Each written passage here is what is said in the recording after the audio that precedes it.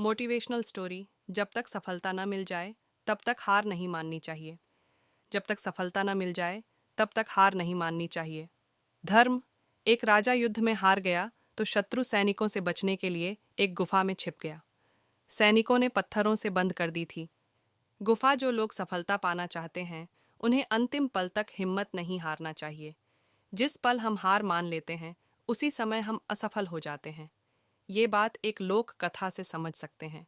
कथा के अनुसार पुराने समय में एक राजा युद्ध में हार गया था। उसके सभी सैनिक मारे जा चुके थे।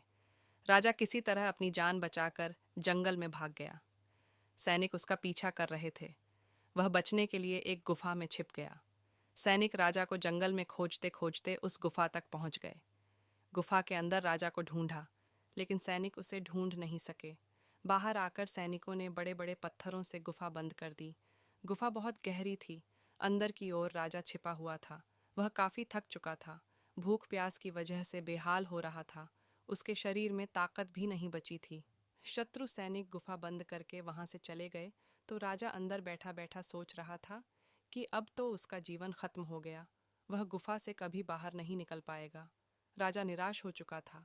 तभी उसे माँ की एक बात याद आई। उसकी माँ कहती थी कि कुछ तो कर, यूं ही मत मर। ये बात याद आते ही राजा में फिर से ऊर्जा आ गई।